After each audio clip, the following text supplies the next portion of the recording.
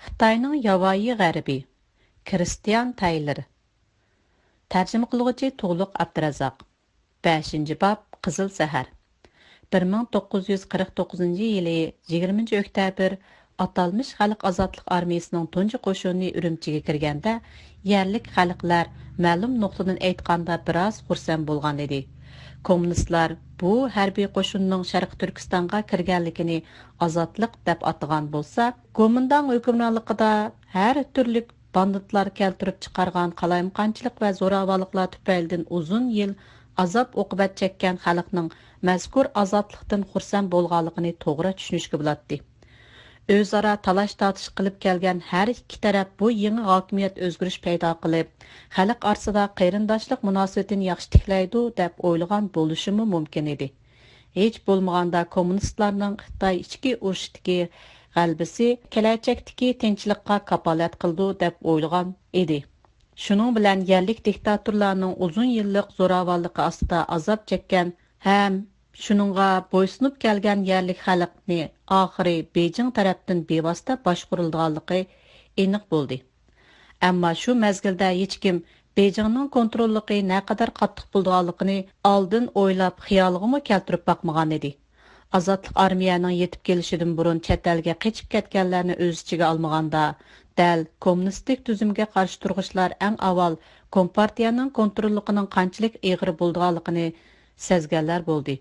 Shundaqdimi yuqorining o'rlashtirishi bo'yicha bularmi azodlik armiyani Urumchida oldiga chiqib qarshi olish murosimiga qatnashishi talab qilindi.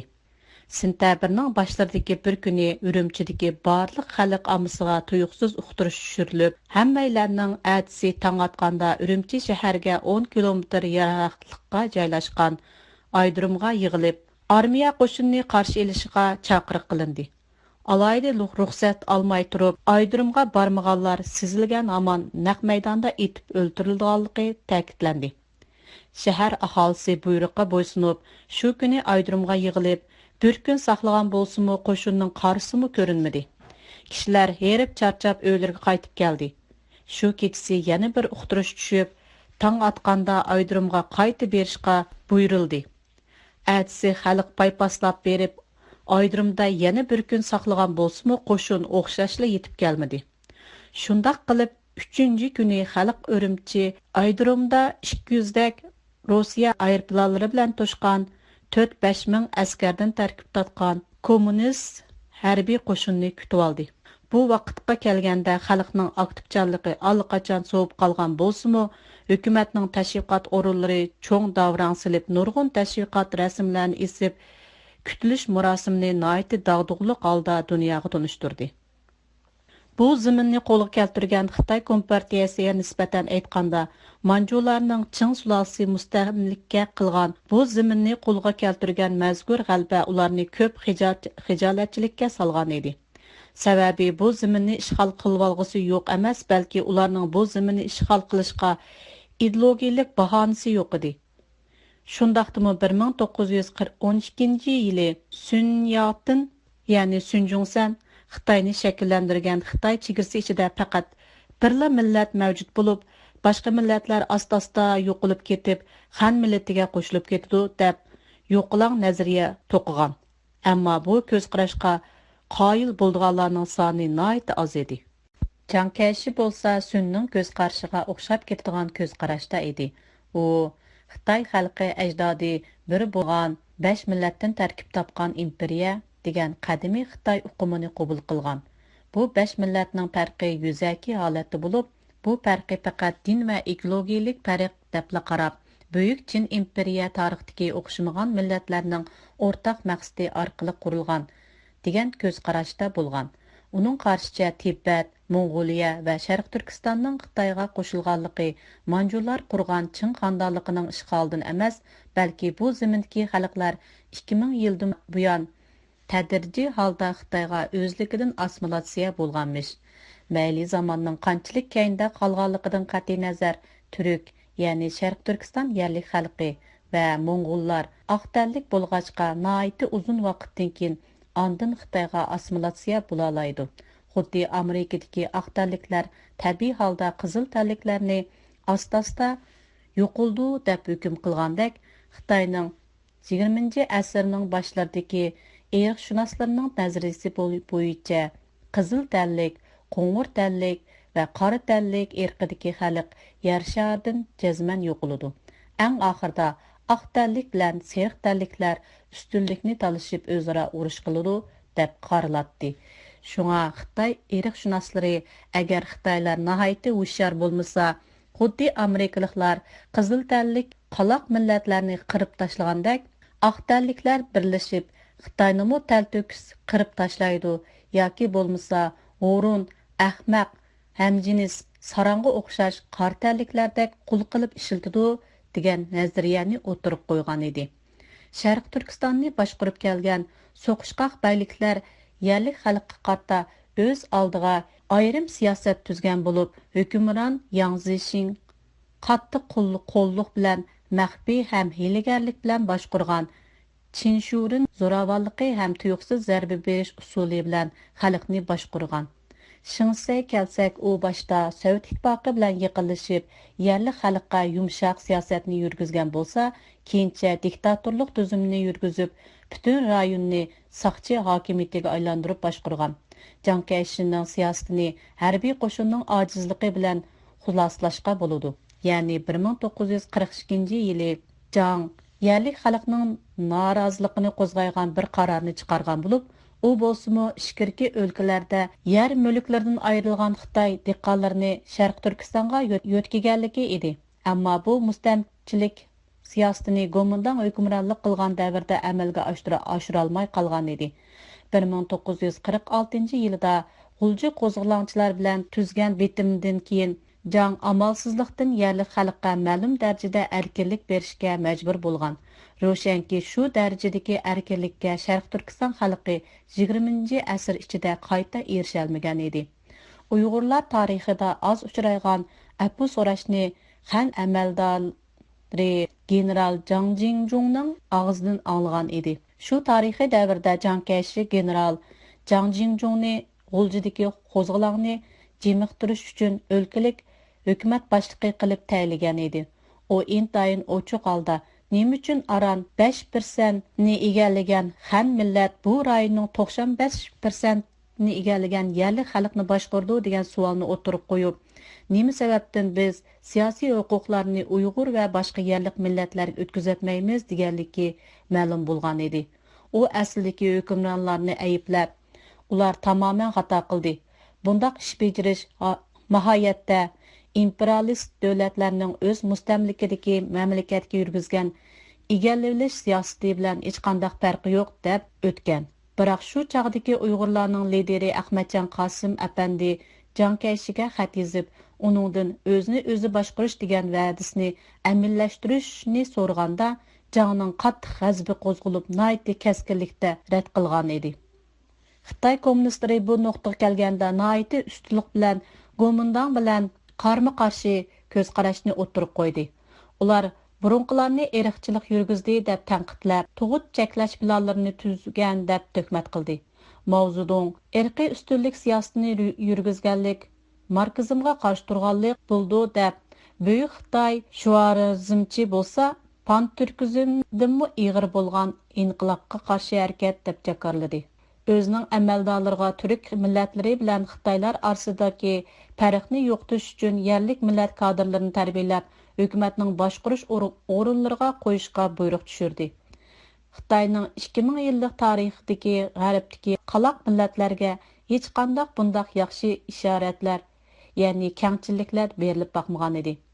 Biroq Mao va uning sabdoshlari marksizm-leninizm prinsiplariga bo'ysunishga qaraganda o'zlarining huquqini mustahkamlash, Xitoy chegarasini qo'g'dash, yerlik boylikni qizish va o'zlarining qo'liga tushgan keng zamindan foydalanish qatorliqlarga bekrak ko'ngil biladi.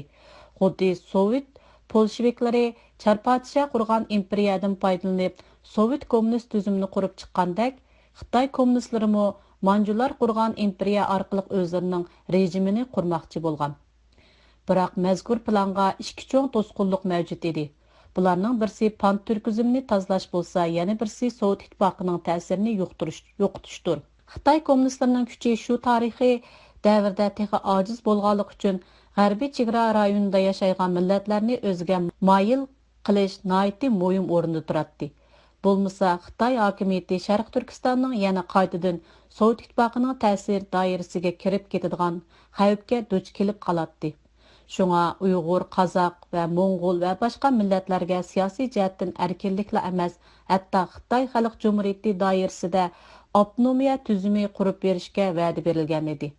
Mundaqcha aytganda, garchi Xitoy bilan chegara sifatida qurilgan Chin sepilni urib tashlavatgani bo'lsa-mu, biroq xalq millatining ideyasida intayin cho'nqur yildiz tartgan bu chegara rayonlarida necha asrlar davomlashib yashab kelgan yerlik millatlar bilan bo'lgan to'qinishni osonlikcha yo'qotqili bo'lmaydi. Tövəndəki 3 bab orqali Xitoy hukumatining kommunistining az sonliq millatlar siyosati va shu siyosat bo'yicha yerlik millatlarga qanday muomala qilganligi to'g'risida 3 nuqtadan tafsiliy tushuntirib o'taman. Bu babda Xitoy bilan yerlik turkiy millatlarning atalmış ittifoqligi, atalmış avtonomiya rayonining qurilishidan boshlab Tianmen qirg'inchiligining yuz berishi va Sovet ittifoqining parchalanishiga qadar bo'lgan tarixiy bosqichlardagi irqiy kamsitish va siyosiy aldamchilik tufayli buzilganligi to'g'risida to'xtalman. Uningdan keyingi babda hukumatning islom diniga bo'lgan muomalasining qo'zg'olonchilarini keltirib chiqarganligini hamda islom dinining ko'tarilishiga sabab bo'lganligi to'g'risida to'xtalman. 7-babda Xitoyning Sharq Turkistonga ilib borgan mustamchiligi va jarayonining konkret bosqichlari, ya'ni nopus yo'tkash, lager qurishni asos qilgan tadbirlarni tushuntirib o'tmoqchiman. Beyjingdan bevosita tushirilgan tunji buyruq Sovet taraflaridan bo'lgan g'ulja inqilobchilarining oxirgi qoldiqlarini taltukis yo'qotishdan iborat bo'lgan Kompartiya 1950-yili martda zo'r ko'lamdagi Xitoy ko'chmanlarini Sharq Turkistonga yo'tkash planini jakarlagan. Maqsad Mavzudun o'tirib qo'ygan yangi zaminga sotsialistik tuzum qurish uchun qarindosh bo'lgan Xitoy millatining yordamiga erishish zarur degan yo'l yo'riqni ijro qilishdir. Biroq tunji turkum ko'chmanlarning soni keyingilarga solishtirganda bir qadar oz bo'lib, taxminan 10 ming kishidan tarkib topgan. Ular asosan boshqalarni tarbiyalashni xohlaydigan avangard texnik xodimlar bo'lg'achqa, ma'lum darajada xalqning qarshi elishiga erishgan edi. Biroq yezilarda tuyuqsiz paydo bo'lgan kommunistlar yerlik turkiy xalqlarning qattiq qarshiligiga duch kelgan edi. Kompartiyami ularning qarshilik kuchini darhol yo'qotishga bel bog'lagan bo'lib, e'lon chiqarib, feodalizm aksiyatchi unsurlarini hukumatdan qurol kuchi ishlatib bostirganligini jakarlagan. Uyg'ur jamiyatining asosiy kuchi bo'lgan musulmon yer egalari, baylar, qarz egalari va oxun mollalar ichida islohot ilib borganligini e'lon qilgandi. Bu tadbirni amallashtirish, demokratiyalashtirish va yig'inchoqlashtirishdan iborat 2 bosqichga bo'lib tadbir ilingan bo'lib, taxminan 10 yil vaqt sarf qilingan edi. Koni qurilmaning qarshiligini ajizlashtirish uchun ularni qo'ylar va o'chkilar deb 2 turga bo'ldi. O'chkilarning boshliqlari bo'lsa, tegi bir qadar cheng ham siyosiy huquqi bor musulmon katiboshlardan tarkib topgan bo'lib, ular tabiiy holda etib o'ltiriladi. Undan boshqa pomchiklar, cho'ng-kichik pomchiklarning yerlari musodir qilinganligi aniq. Biroq ahvoliga qarab hayoti saqlanib qolish ehtimolligi bor edi. Yuqoridagilarning orqasida kechirishga tegishlik deb qaralgan o'rta sinf dushmanlari o'rin oladi. Qo'ylar faqat 2 xilga, ya'ni o'rta sinflik do'stlar va nuqsonsiz proletariyat yoki dehqon ishlamchilarga bo'linadi. Kompartiya yuqorqi planni nihoyatda ustalik bilan osonla amalga oshirgan edi. Bu yerda bir misolni ko'rsatib o'tay. 1953-yili bir Uyg'ur yoshining dadisi olamdan o'tgandan keyin u dadisidan qolgan Qashqarning sharqidagi cho'ng mevalik beg'i bor bir qo'ro joyning egasi bo'lib qoldi. U buningga xush bo'lishning o'rniga qattiq andishiga tushib qopti. Chunki miros qoldirgan ashu qo'ro joy sababidan mazkur yoshning kelib chiqish sinfi dushman qatoriga kirib qoladi. Uning uyidan burunla uy ayirib chiqib ketgan 3 akasi bor bo'lib, birsi Go'mindan armiyasining kapitani bo'lib ishlagan. Keyin kommunist armiyaga taslim bo'lgandan keyin Shiyanga qonun o'rganishga avatilgan ekan. Qolgan 2 akasi bo'lsa Urumchiga o'rlashgan bo'lib, shunga bu yosh yigit o'zining Bir cho'ng qoro joyning yolg'iz egisi bo'lib qilib, sinfiy darajasi o'rlab, xalqning ikkinchi darajalik dushmani bo'lish salohiyatiga to'shqanligini ham etib o'ldirilish ehtimolligining borligini bilib, o'zini o'limdan qutuldirishning chorasini tepishga boshlabdi.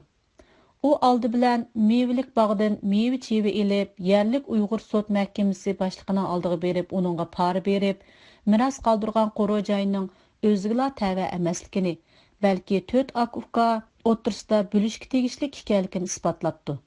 Keyin bu yosh shu yerdagi yer islohot komitetining raisi partiya a'zosining yiniga keltirilgan bo'lib, oshkor holda sudda so'roqqa tortilgan. Sudda agar u dadasining bu miros haqida yolg'on aytgan bo'lsa, uningga o'lim jazosi berilganligini hukm qilingan. Yosh shu shartni qabul qilgandan keyin o'limdan qutulgan.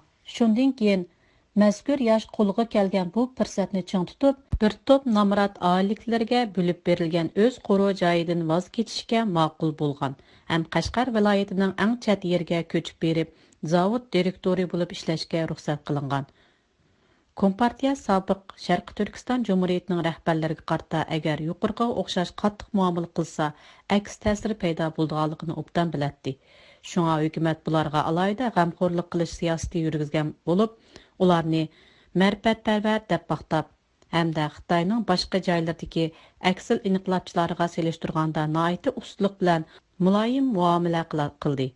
Qandaqli bo'lmasin, ular shu mezgildagi haqorat va ziyonkashliklardan amon qolgan bo'lib, ularning mol-mulklarining bir qismiga ig'dorchilik qilish ruxsat qilindi.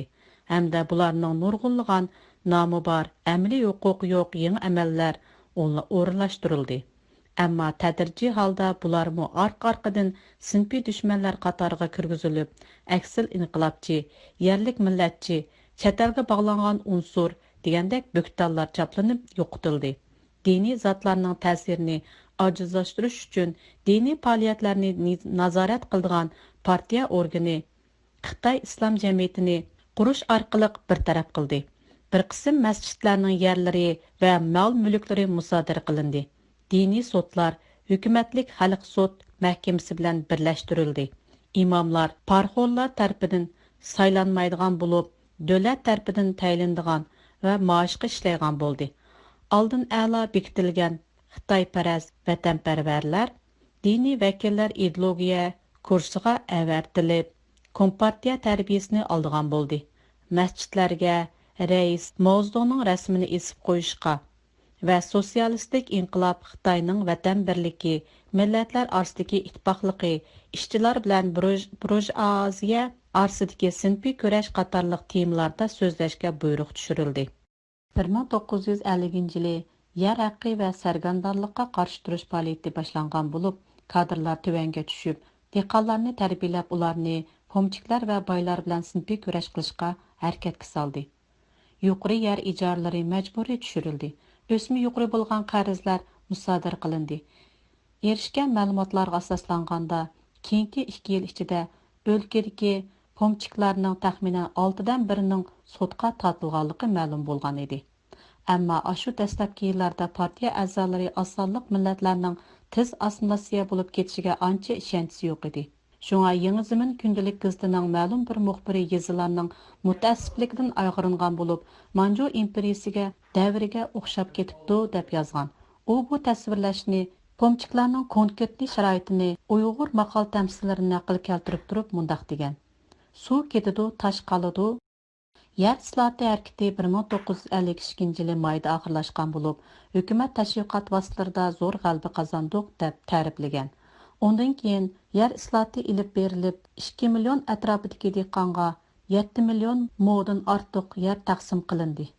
Yer egalari arz shikoyat yig'inlariga so'rab akirilgan bo'lib, bu yig'inlarda yerdan ijaraga olg'uvchilarga arz qilish fursati berilgan. Qozoq, Qirg'iz qatorliq ko'chman xalqlarga feodallik odatidan voz kechish tashabbus qilingan. Ammo shu bosqichda hukumat chet rayonlardagi chorvachilarni keng ko'lamda qattiqlashishdan saqlandi. Ularning turmush usulini o'zgartirishga vaqtincha urinmadi.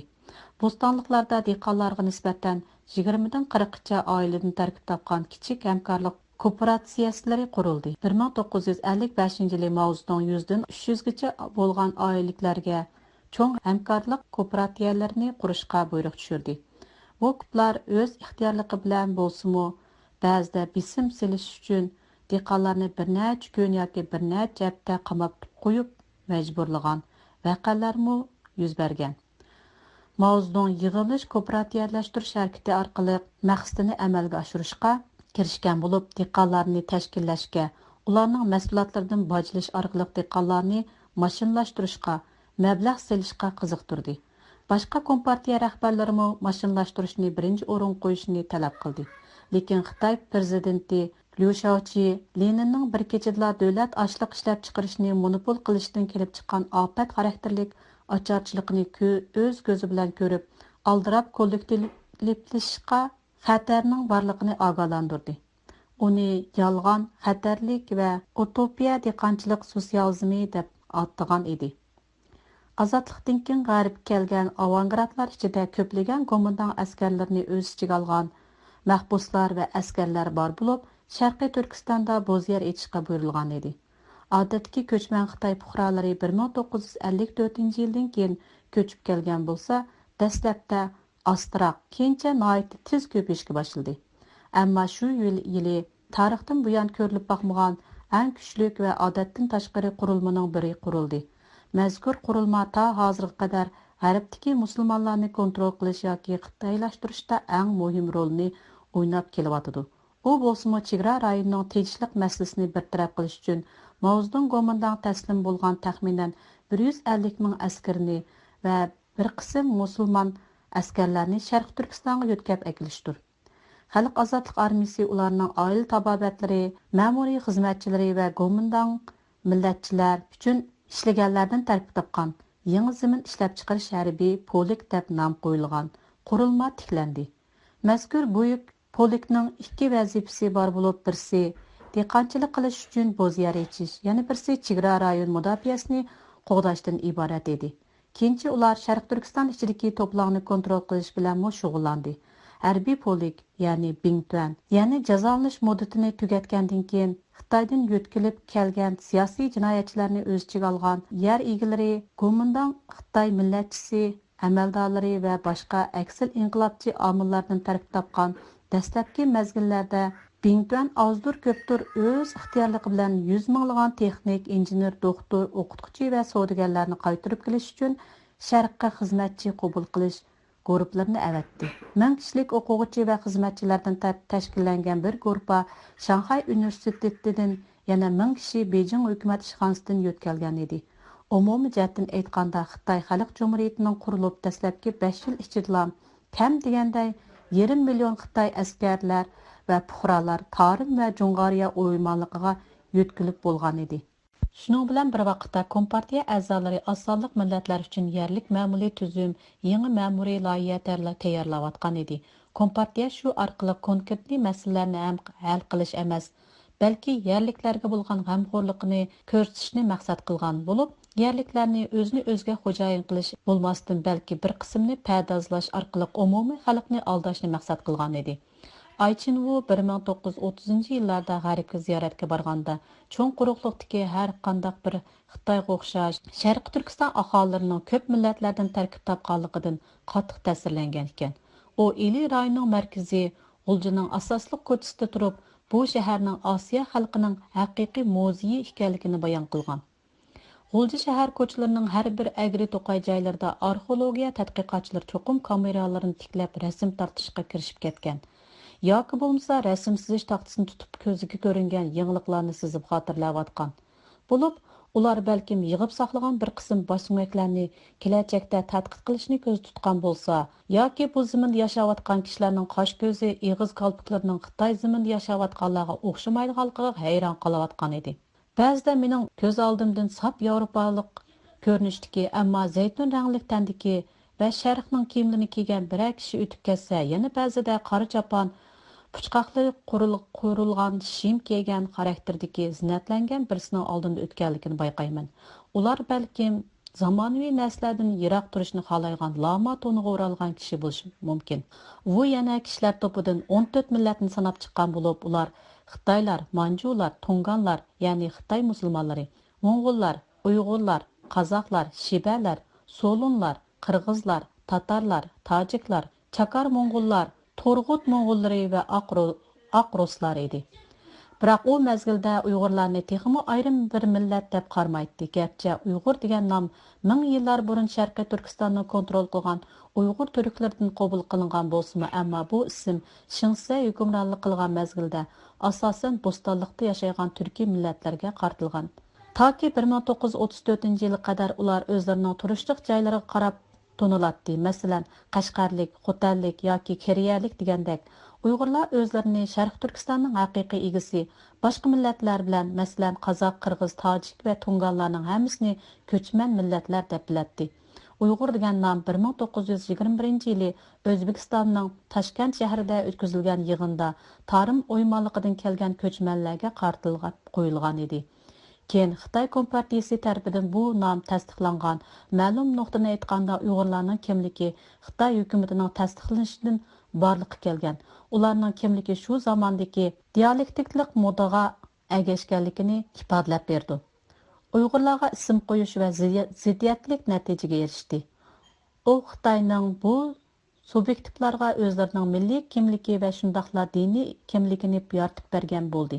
Bu kimlikni Uyg'urlar ilgari his qilmagan bo'lishi mumkin. Shunga bu Uyg'urlarning Xitoylarga bo'lgan noroziligini texmo kuchlantirgan edi. Bu yangi kimlik tuyg'usi keyingi bir necha yil ichida Xitoylarga nurg'un ovorchiliklarni elib keldi. O'lkalik hukumatning tunji bayonotlarining biri, ya'ni partiya markaziy hukumatining o'lkalik tarmoq idorasi doimlik bekitib chiqib, Manjular bo'ysundirilgandan keyin yurgizilgan ishlarni qilishdir. Masalan, musulmonlarni haqoratlaydigan so'z ishlatishni ma'ni qildi. Kompartiya Gomindang hukm surgan mezgilda Xitoy qo'llangan cho'ng Xitoy millatchilik muomalasidan allaburun g'azablangan sazgur turklarning qayta qo'zg'olon ko'tarib chiqishidan asirgan edi. Mao texmi ko'p yerlik kadrlarni qabul qilishga chaqiriq qildi hamda Xitoy kadrlarini osonlik millat urf-odatlariga hurmat qilish, ularni kamsitmaslik, ularga keng qo'soqlik bilan muomala qilish, ularni majburlamaslikni tashabbus qilgan edi. Yerlik millatlarni haqorat qilishga qarshi turish farmoni partiyaning eng muhim ma'muriy programmasi bo'lib, ya'ni avtonom rayon qurishning muqaddimasi edi.